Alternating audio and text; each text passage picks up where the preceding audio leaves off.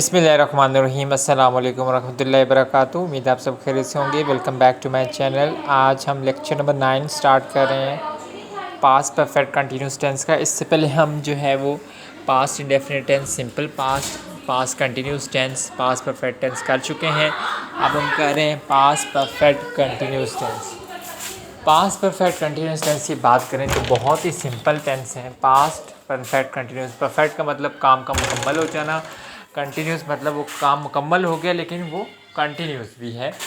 तो इसकी अगर उर्दू में पहचान की बात करें तो उर्दू के ऐसे फ़िक्रे जिन के आखिर में ताहा रहा था, ती रही थी, ते रहे थे वगैरह आए तो वो पास्ट परफेक्ट कंटिन्यूस टेंस के फ़िक्रे होते हैं। मसलन वो मछलियाँ पकड़ता रहा था। अब आप अक्सर बच्चे कंफ्यूज हो जाते हैं, यानी वो मछलियाँ पकड़ता रहा था तो बच्चे समझते हैं पास्ट कंटिन्यूस टेंस है, लेकिन आपने यहाँ से पकड़ना है कि साथ पकड़ता ता भी तो लगा है। जैसे हम नमाज़ पढ़ते रहे थे, अब रहे थे समझ के बच्चा क्या कहेगा, ये तो भाई पास्ट कंटिन्यूस टेंस है, तो फिर वो इसको पास्ट कंटिन्यूस टेंस के अकॉर्डिंग कर देगा तो वो गलत हो जाएगा। तो ये हम नमाज़ पढ़ते, ते बड़ी ते भी तो आ रहा है ना, रहे थे, तो ये पास्ट परफेक्ट कंटिन्यूस टेंस है। अली खाना खाता रहा था। उसके अलावा एक और नोट दिया है, नोट बड़े गौर से पढ़ते हैं। उर्दू के ऐसे फ़िक्रे जिनके आखिर में रहा था, रही थी, रहे थे वगैरह आए, लेकिन शर्त यह है कि इन फ़िक्रों में वक्त का जिक्र भी ज़रूर हो, तो वो भी इसी टेंस के फ़िक्रे होते हैं। मसलन मैं 2 घंटे से खे रहा था, वो सुबह से रो रहा था वगैरह। मैं 2 घंटे से खे रहा था, अब यहाँ था ना मैं खे रहा था तो ये पास्ट कंटिन्यूस टेंस था। वो रो रहा था, ये भी पास्ट कंटिन्यूस टेंस था, लेकिन यहाँ बता दिया गया मैं 2 घंटे से, ठीक है, वो सुबह से। अब यहाँ टाइम बता दिया गया तो ये पास्ट परफेक्ट कंटिन्यूस टेंस है। अब अगर हम बात करें पास्ट परफेक्ट कंटिन्यूस टेंस में तो सब्जेक्ट कौन सा होगा, हेल्पिंग वर्ब कौन सा होगा, वर्ब क्या होगा, कौन सी फॉर्म होगी, तो ये हम नेक्स्ट स्लाइड में डिस्कस करेंगे। हमारे पास जो नेक्स्ट स्लाइड है उसमें बताया गया है कि हमें वर्ब की कौन सी फॉर्म है और इमदादी फ़ेल की बात करें तो आपको पता है परफेक्ट कंटिन्यूस में हमेशा वर्ब की फ़र्स्ट फॉर्म यूज़ करते हैं, और कंटिन्यूस का मतलब क्या होता है, आईएनजी, यानी वर्ब के साथ हम क्या लगाते हैं, आईएनजी लगाते हैं।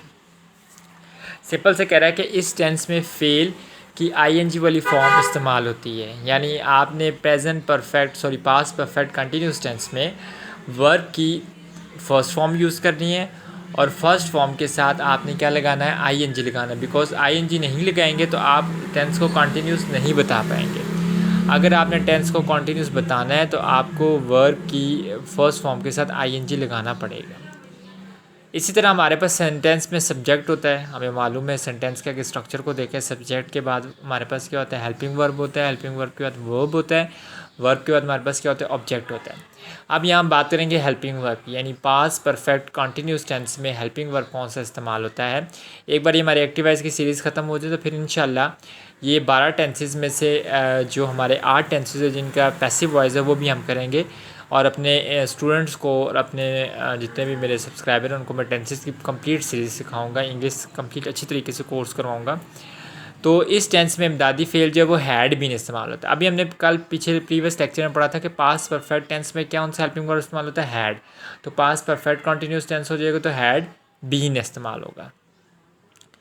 और इसका जनरल स्ट्रक्चर क्या है, और इसके अगर हम बात करें जनरल कुलिये की तो सबसे पहले सब्जेक्ट आता है, फिर हमारे पास हेल्पिंग वर्ब आता है, हेल्पिंग वर्ब हमारा क्या है, हैड बीन, फिर हमारे पास प्लस क्या आ जाता है, वर्ब की फर्स्ट फॉर्म और कंटिन्यूस को शो करने के लिए आईएनजी, और फिर हमारे पास क्या आ जाता है, ऑब्जेक्ट आ जाता है। तो ये हमारे पास जनरल स्ट्रक्चर था पास्ट परफेक्ट कंटिन्यूस टेंस का, कि अगर हमने पास्ट परफेक्ट कंटिन्यूस टेंस की ट्रांसलेशन करनी तो सबसे हमारे पास क्या आ जाएगा, सब्जेक्ट, हैड बीन, वर्ब की फर्स्ट फॉर्म आईएनजी के साथ और ऑब्जेक्ट।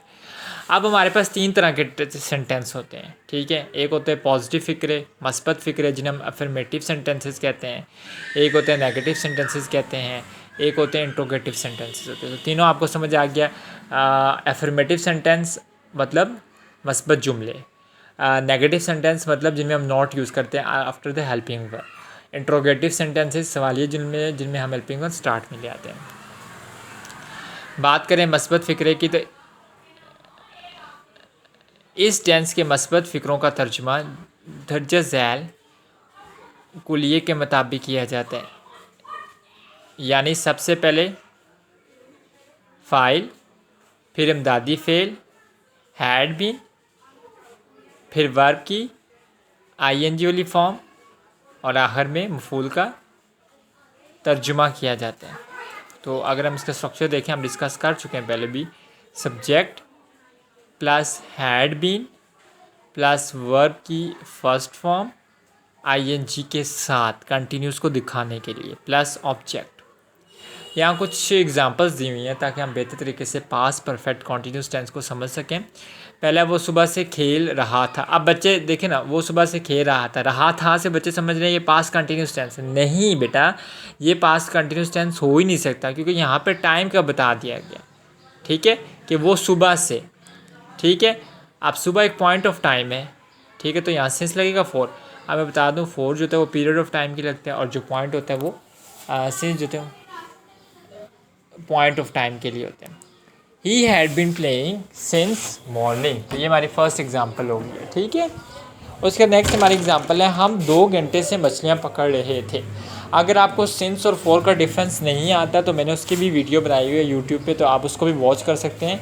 उसको वॉच करने के बाद मुझे उम्मीद है कि आपको सिंस और फोर के डिफरेंस में कोई परेशानी या प्रॉब्लम नहीं होगी। नेक्स्ट हमारे पास यहाँ पे दिए हुए हैं negative फ़िक्रे।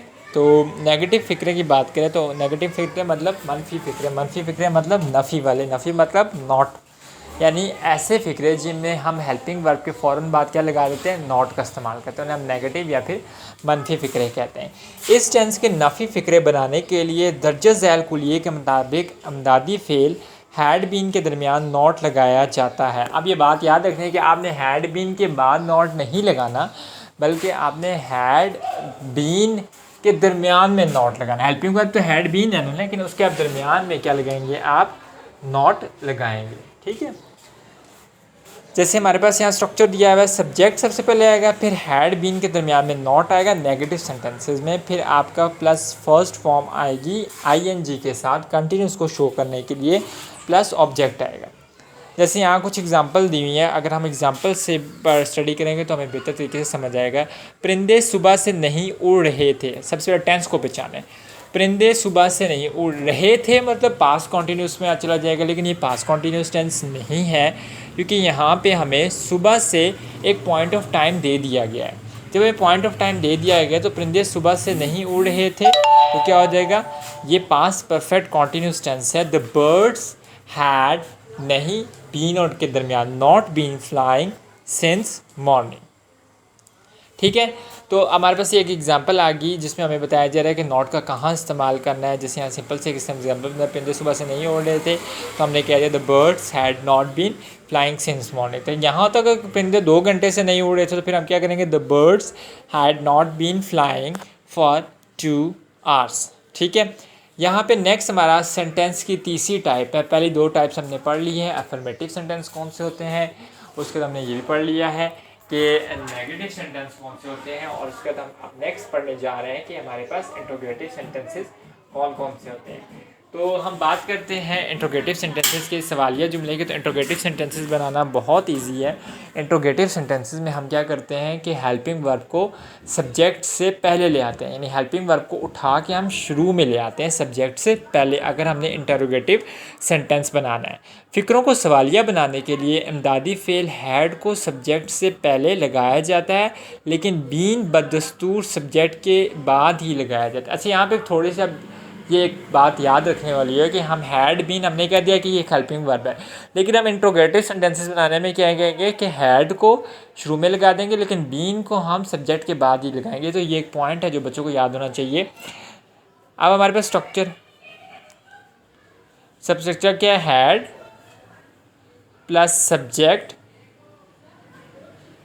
Plus been plus verb की फर्स्ट फॉर्म और साथ में आईएनजी और साथ में हमारे क्या है प्लस ऑब्जेक्ट। यहाँ पे कुछ एग्जांपल्स दिए हैं ताकि आपको बेहतर तरीके से मैं समझा सकूँ कि 5 परफेक्ट कॉन्टीन्यूस टेंस कैसे टेंसेस हैं, ठीक है।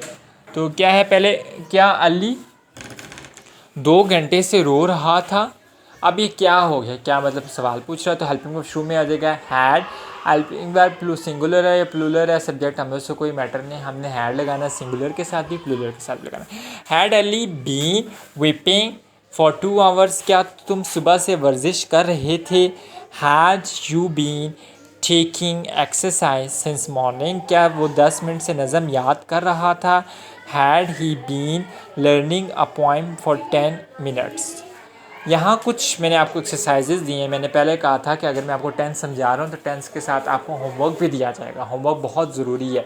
जो बच्चे सिंसेरिटी के साथ, लॉयल्टी के साथ होमवर्क करेंगे और कमेंट सेक्शन में बताएंगे कि उन्होंने होमवर्क किया है और मुझे वो सेंड करेंगे, तो वाकई वो इंग्लिश सीखने के कायल है। अगर आप सुने सुनाए यानी आपने सुन लिया लेक्चर और उसके बाद आपके मुझे समझ आ गया, तो ये बात एक किस्म की इम्पॉसिबल है कि अगर आप उसे फोकस नहीं करते। तो होमवर्क बहुत ज़रूरी है। होमवर्क मैंने आपसे दिया हुआ है। सुबह से ओले नहीं पढ़ रहे थे, सुबह से तो नहीं पढ़ रहे थे, तो हम क्या इसे इंग्लिश पढ़ेंगे। सुबह से ओले नहीं पढ़े थे। The ice had not been healing since morning. ठीक है। अली 2 दिन से खैरात नहीं दे रहा था। Ali had not been giving alms, खैरात देने का था। ठीक है।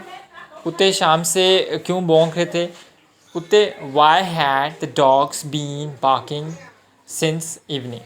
तो यहाँ पे एक और एक्सरसाइज मैंने बनाई है, क्योंकि बुक वाले ने एक एक्सरसाइज बनाई होती है, लेकिन मैंने मॉडर्न करके एक और एक्सरसाइज बनाई है जिसमें आप टेंस आपको कुछ टेंसेस दिए जाएंगे, उसमें मिस्टेक्स होंगी। आपने पास्ट परफेक्ट कॉन्टीन्यूस टेंस के अकॉर्डिंग उनको करेक्ट करना है। लिखा हुआ है कि पास्ट परफेक्ट कॉन्टीन्यूस टेंस को मद्देनज़र रखते हुए मदद झैल फ़िक्रों में मौजूद गलतियाँ दुरुस्त करें। पहला है he had been make the pictures for 1 month. तो ही हैड बीइंग नहीं होगा, ही हैड बीन होगा, तो और मेक नहीं होगा बल्कि मेकिंग होगा। Sobia had been sew cloth since morning, तो Sobia had been swimming cloth since morning. We had been swimming since 3 hours, we had been swimming for 3 hours since नहीं आएगा। The patient had not been taken bitter medicine for 2 hours. The patient had not been taking bitter medicine for 2 hours.